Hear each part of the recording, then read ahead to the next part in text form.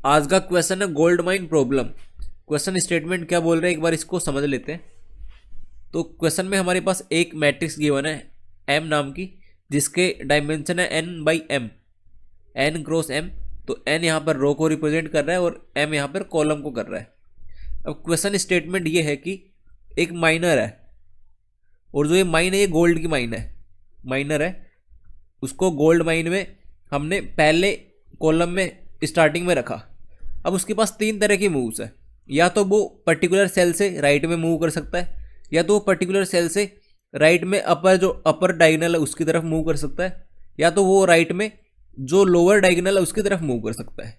जैसे मान लेते हैं यहाँ पर अपना माइनर है, या तो वो राइट में जा सकता है, या तो डायगोनली नीचे जा सकता है इस तरह से, और या तो वो डायगोनली ऊपर जा सकता है। राइट में जाना उसको, लेफ्ट में मूव नहीं कर सकता। तो हमें बताना है ये माइनर को, माइनर के पास हमें जो गोल्ड है, गोल्ड जो वो निकाल रहा है उसको मैक्सिमाइज करवाना है, गोल्ड की क्वांटिटी को, गोल्ड की क्वांटिटी को मैक्सिमाइज करवाना है। तो हमें बताना है कि वो किस तरह से मूव करेगा सो दैट उसके पास जो गोल्ड की क्वांटिटी आएगी वो मैक्सिमम आए, और जो मैट्रिक्स की पर्टिकुलर सेल्स हैं, ये सेल ये सेल ये, इनमें गोल्ड की क्वांटिटी होगी। जैसे कि हम एक एग्जांपल के थ्रू इसको समझते हैं। यहाँ पर जैसे कि ये एक माइन है जिसके अंदर जो सेल्स हैं उनके अंदर एलिमेंट्स हैं वो रिप्रेजेंट कर रहे हैं गोल्ड की कितनी क्वांटिटी एक पर्टिकुलर सेल में और इस माइन में। पहली रो में क्वांटिटी है 4, 0, 6, 10, फिर दूसरी में इसी तरह से 2, 5, 3, 7, ये सब मतलब क्वांटिटीज़ हैं। हमें स्टार्टिंग करनी है, मतलब जो माइनर होगा उसको पहले कॉलम से स्टार्ट करना है। इस कॉलम में वो कहीं से भी माइनिंग करना स्टार्ट कर सकता है, वो उस पर डिपेंड करेगा कि वो करना कहाँ से चाहता है। उसके बाद उसको जब एक पर्टिकुलर सेल में माइन कर ली, जैसे उसने पहले कॉलम में माइन करा किसी भी एक पर्टिकुलर सेल में, उसके बाद उसको आगे की तरफ मूव करना है। तो तीन तरीके हैं उसके पास, या तो राइट में जाएगा, या तो उसके अपर डायगोनल की तरफ जाएगा, या तो लोअर डायगोनल की तरफ जाएगा। फिर मान लेते हैं वो अपर डायगोनल में गया, अपर डायगोनल के पास भी उसके पास तीन चॉइस होंगी, राइट में जा सकता है, ऊपर जा सकता है, या तो नीचे जा सकता है। मान लेते हैं वो एक बार और ऊपर जाता है तो वो राइट में जा सकता है, अगर ऊपर अप्लीकेबल है तो जाएगा, नहीं तो नहीं जाएगा, और नीचे जा सकता है। वो इस तरह से मूव कर सकता है। तो उसके पास जो मैक्सिमम नंबर ऑफ मूव्स हैं वो कितनी हो सकती हैं, जितने नंबर ऑफ कॉलम्स होंगे। जैसे यहाँ पर 1 है, 2 है, 3 है, 4 है, मैक्सिमम वो 4 मूव कर सकता है। और किसी भी मतलब किसी भी एक पर्टिकुलर पाथ में वो मैक्सिमम इतने ही मूव कर सकता है जितने नंबर ऑफ कॉलम्स होंगे। और माइनर जितनी भी क्वांटिटी को अचीव कर पा रहा है, हमें उस क्वांटिटी को मैक्सिमाइज करवाना है, क्वांटिटी को मैक्सिमाइज करवाना है।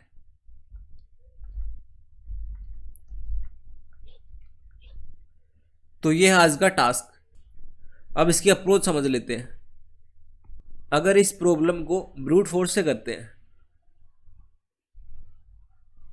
तो दिक्कत क्या आएगी, स्टार्टिंग में मतलब किसी भी एक सेल में जा सकते हैं, उस सेल के आगे वाली सेल में जाने के लिए टोटल 3 मूव्स होंगी, उससे आगे जाने के लिए टोटल 3 मूव्स होंगी, उससे आगे जाने के लिए टोटल 3 मूव्स होंगी। तो अगर इसको देखें तो ये टोटल 3 की power total number of column, इसमें मतलब इतने सारे ऑपरेशंस हमें करने पड़ेंगे, और फिर इतने ऑपरेशंस में से हमें एक पर्टिकुलर पाथ चूज करना है जो भी मतलब मैक्सिमम आउटपुट देगा। तो इसकी ऑप्टिमाइज अप्रोच समझने से पहले जो ब्रूट फोर्स है उसमें कमी क्या है, वो जो कमी है उसकी वजह से ही हम ऑप्टिमाइज अप्रोच तक पहुंच पाएंगे।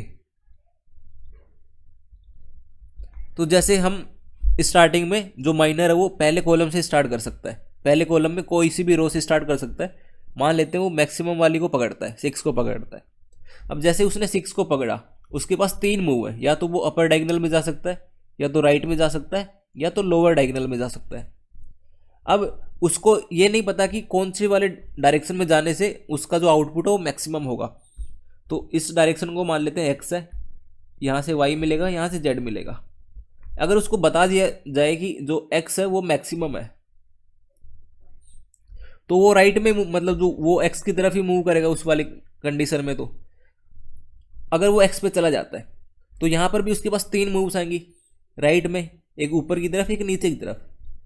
तो हर बार में उसको मतलब अगर कोई बता दे पहले से कि इस डायरेक्शन में इस पर्टिकुलर डायरेक्शन में उसको जो भी आउटपुट मिलेगा, जो भी गोल्ड की क्वांटिटी मिलेगी वो मैक्सिमम मिलेगी, तो वो उसी डायरेक्शन में मूव करेगा क्योंकि उसको मैक्सिमाइज करवाना है। जो भी फाइनल आउटपुट आएगा उसको मैक्सिमाइज करवाना है, तो वो एक उसी डायरेक्शन में मूव करेगा जहाँ पे उसको मैक्सिमम क्वांटिटी ऑफ गोल्ड मिल रही है। तो ब्रूट फोर्स में एक छोटी सी प्रॉब्लम है, उसी प्रॉब्लम का हम फ़ायदा उठाएंगे ऑप्टिमाइज अप्रोच के लिए। ब्रूट फोर्स में प्रॉब्लम ये है, अगर हम मूव करते हैं लेफ़्ट से लेकर राइट की तरफ, लेफ़्ट टू राइट अगर मूव करते हैं तो उसके पास हर एक मूव पे 3 पॉसिबिलिटी है, तो 3 टाइम्स जितने भी कॉलम्स हैं उतनी पॉसिबिलिटीज़ होंगी। तो ये 3 की पावर कॉलम में इतना, मतलब टोटल नंबर ऑफ वेज आ रहा था, इतने नंबर ऑफ ऑपरेशंस होंगे अगर हम इस तरह से मूव करते हैं और एक एक पॉसिबिलिटी को चेक करते हैं।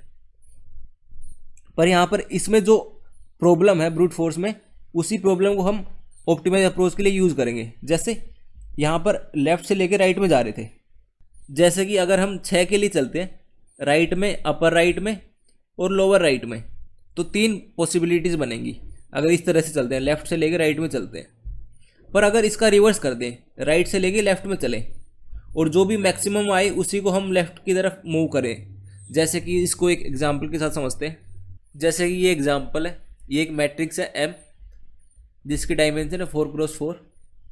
अगर इसको राइट से लेके लेफ़्ट में मूव करते हैं तो हमें कुछ इस तरह से करना पड़ेगा, जो भी मैक्सिमम है उसको पिक करना है। तो इसको हमें माइनर को मूव करवाना है लेफ़्ट से लेके राइट में। हम इसको एक और नई मैट्रिक्स लेंगे जो बिल्कुल पूरी खाली रहेगी स्टार्टिंग में, सेम मैट्रिक मतलब सेम साइज रहेगी, same number of rose, same number of columns. इसका जो आखिरी वाला कॉलम है कॉपी करना है एज इट इज़, जैसा कि मैट्रिक्स में इनपुट में गिवन होगा। यहाँ पर 9 है, 10 है, यहाँ पर 30 है और यहाँ पर 4 है। अब जो सेकेंड लास्ट वाला कॉलम है उसको इस तरह से करना है, जो भी मैट्रिक्स में यहाँ पर एलिमेंट है उसकी 3 पॉसिबिलिटी है। इसके लिए मतलब हम राइट में जा सकते हैं, ऊपर जा सकते हैं और नीचे जा सकते हैं। अब इसके लिए जो भी ऑप्टिमल पाथ होगा हम उसी को कंसीडर करेंगे। जैसे ऊपर जा नहीं सकते, राइट में जाएंगे तो 9 आएगा, 3 + 9 आएगा, और नीचे जाते हैं तो 3 + 10 आएगा। तो इनमें से जो भी ऑप्टिमल है हम उसको पिक करेंगे और इसकी जगह फिल कर देंगे। तो 3 और 10 13, यहाँ पर 13 आ गया। फिर इसी तरह से 8 के लिए करना है। 8 के लिए 3 मूव्स पॉसिबल है, एक 8 + 9 अपर डायगोनल के लिए, एक 8 + 10 राइट के लिए और एक 8 + 30 नीचे के लिए। इनमें से सबसे ज़्यादा ऑप्टिमल ये वाला है, तो इसको फिल करेंगे। यहाँ पर 38 आ गया। इसी तरह से 0 के लिए करेंगे और इसी तरह से इस 0 के लिए करेंगे, तो यहाँ पर 30 आएगा और यहाँ पर भी 30 आएगा। अब इस कॉलम के लिए करेंगे। इस कॉलम में यहाँ पर मैट्रिक्स में 7 है सबसे पहले, तो 7 के साथ 3 वेज पॉसिबल है, एक अपर डायगोनल राइट में, एक लोअर डायगोनल। अपर डायगोनल अप्लीकेबल नहीं है, राइट में 13 है और नीचे 38 है। हमें जब इसको करेंगे कंसिडर तो यहाँ से कंसिडर करना है, ये वाला जो भी ऑप्टिमल है उसी को पिक करना है। तो 7 38 के साथ मिलके क्या बनाएगा, 45। यहाँ पर 45 आएगा। इसी तरह से इसके लिए यहाँ भी 45 आएगा। फिर यहाँ पे 20 के लिए 20 और 38 मिलके बनाएंगे 58। फिर यहाँ पर 6 और 30 36। और फिर इसी तरह से जो पहला वाला कॉलम इसको फिल कर देंगे। 5 के लिए 3 पॉसिबल मूव्स हैं, एक अपर अप्लीकेबल नहीं है, राइट में 45 है, नीचे भी 45 है, तो 45 और 5 50 हो जाएगा। फिर नीचे वाले 6 के लिए सेम चीज़, तो 6 + 58 64 आएगा यहाँ पर। फिर यहाँ पर 10 + 58 यहाँ पर 68 आएगा और 8 + 58। अब जो भी हमारा फाइनल आउटपुट आएगा, जो फाइनल आंसर आएगा, वो हमने जो मैट्रिक्स बनाई थी उस मैट्रिक्स के पहले वाले कॉलम में जो भी मैक्सिमम एलिमेंट होगा वही आंसर होगा।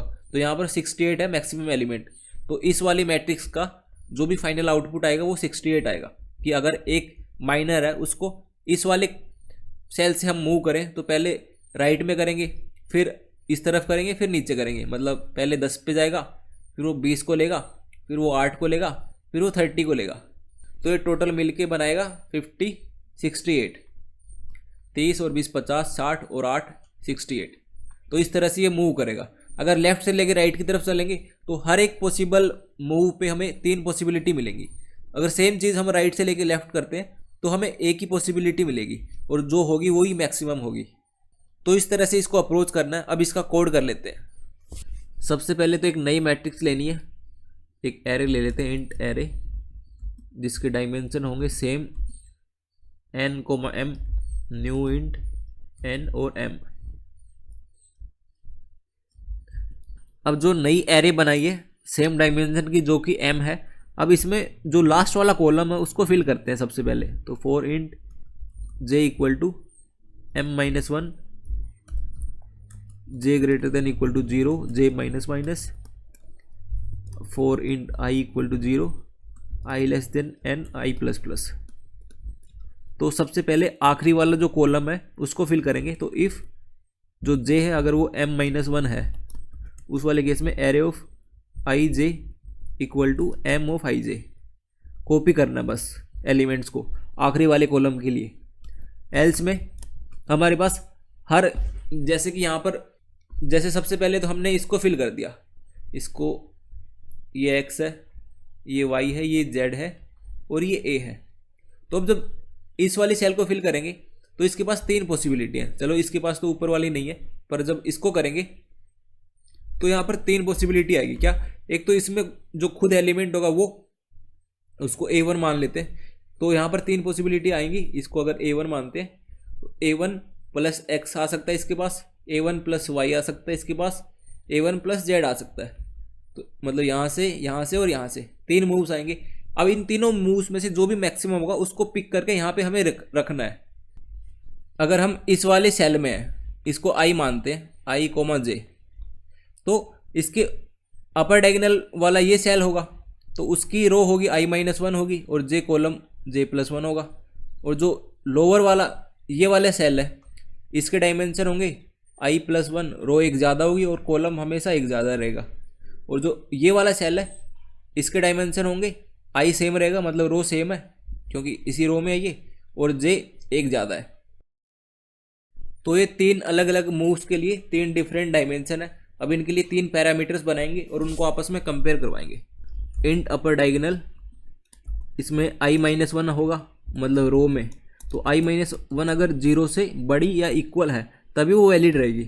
अगर वैलिड है तभी हम क्या करेंगे, जो एरे है उसमें i माइनस 1 में जाएंगे और j प्लस 1 में जाएंगे। कॉलम हमेशा j प्लस 1 ही रहेगा, एल्स उसमें 0 पुट कर सकते हैं। अब जो राइट वाला उसको इस तरह से फेच करेंगे, इंट r इक्वल टू, उसमें i सेम रहता है और j प्लस 1 रहता है। तो हम क्या करेंगे, एरे में जाएंगे, i सेम रहेगा, j प्लस 1 रहेगा और इसको मिटा देते हैं, हटा देते हैं, ये रहेगा। और इसी तरह से जो लोअर डायगोनल है उसमें रहेगा int lower diagonal equal to, अगर i प्लस 1 उसमें रो एक बढ़ जाती है तो उसकी वैलिडिटी हमें चेक करनी पड़ेगी। अगर वो n से छोटी है तभी हम एरे ऑफ i प्लस 1 और j प्लस 1 को फेच करेंगे, एल्स हमें 0 को फेच करना पड़ेगा।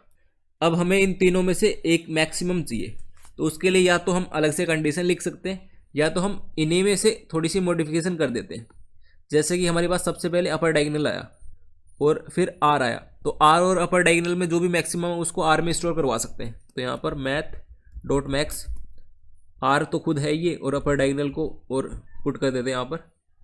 अपर डायगोनल और r में जो भी मैक्सिमम होगा वो इस r में स्टोर हो जाएगा। अब इस r और इस LD का जो भी मैक्सिमम होगा उसको हम कहीं पे और स्टोर करवा लेते हैं। Int max equal to math dot max r का और लोअर डायगोनल का, ये आ गया। अब इसको हमें पुट करना है array of i comma j पे। अब जो ये यहाँ तक का काम है, ये जो यहाँ तक आया है ये बेसिकली क्या आया है इसको एक बार थोड़ा समझ लेते हैं। मान लेते हैं हमें ये फिल करना था, इसका अपर डायगोनल ये हो गया, इसका राइट वाला ये हो गया, इसका लोअर डायगोनल ये हो गया। तो इन तीनों में से जो भी मैक्स आएगा, मान लेते हैं इनमें से अपर डायगोनल वाला मैक्स आया। अब इस पोजीशन को फिल करेंगे जो यहाँ पर पहले से एलिमेंट था प्लस में जो भी मैक्सिमम आया वो, तो इसको फिल करेंगे इस तरह से, array of i comma j equal to maximum जो आया प्लस जो भी वहाँ पे ऑलरेडी पहले था MIJ में, जो गोल्ड माइन है उसमें पहले से जो था वो ये है, और जो राइट साइड से जो 3 पॉसिबल मूव्स थे उनमें से जो मैक्सिमम आया वो मैक्स है। इस तरह से हम फिल करेंगे। अब इसके बाहर आना है, मतलब ये जो हमने यहाँ पर 3-4 कंडीशन लिखी हैं, 3-4 वेरिएबल्स लेके, ये जितने भी टोटल नंबर ऑफ सेल्स हैं उनको फिल कर देगा, जो भी मैक्सिमम आउटपुट जनरेट होगा उसके हिसाब से। अब हमें सिंपल बाहर आना है और जो पहला कॉलम है उसमें आइट्रेट करना है। तो for int I equal to 0, I less than n, I plus plus, और एक वेरिएबल ले लेते हैं इंट रिजल्ट नाम का, उसमें स्टार्टिंग में 0 रखना है। Result equal to math dot max of result comma array of i और 0, क्योंकि हम पहले कॉलम में आइट्रेट करेंगे और जो भी ये रिजल्ट आएगा उसको हमें रिटर्न करना है। तो यहाँ पर रिटर्न रिजल्ट। अब इसको रन करके देखते हैं।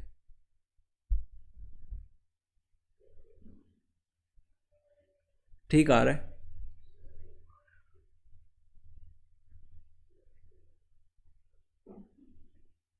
कहीं पे कुछ दिक्कत है, यहाँ पर जे आएगा।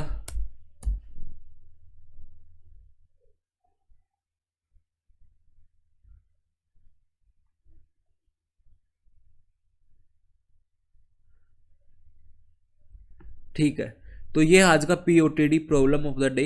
इसकी जो स्पेस कॉम्प्लेक्सिटी है और जो टाइम कॉम्प्लेक्सिटी है वो आप यहाँ से पता कर सकते हो। हमने एक एक्स्ट्रा एरे लिया है 2D एरे, जिसकी डायमेंशन है n और n क्रॉस m, तो स्पेस भी हमारा इतना ही यूज हो रहा है n/m का। और जो टाइम कॉम्प्लेक्सिटी है वो बेसिकली बताती है कितने नंबर ऑफ ऑपरेशंस हमने करे। तो यहाँ पर 2 नेस्टेड फॉर लूप है और j 0 से लेके m तक आइट्रेट कर रहे हैं और i को भी 0 से लेके n तक आइट्रेट कर रहे हैं। तो यहाँ पर टोटल टाइम कॉम्प्लेक्सिटी भी n/m होगी और स्पेस भी m/n होगी। तो ये आज का टास्क आई होप समझ आ गया होगा। अगर कुछ प्रॉब्लम होती है तो आप कमेंट सेक्शन में पूछ सकते हो। और मेरी तबीयत थोड़ी ख़राब सी चल रही है, पर फिर भी मैं ट्राई करूँगा रिप्लाई करने का एज सून एज पॉसिबल।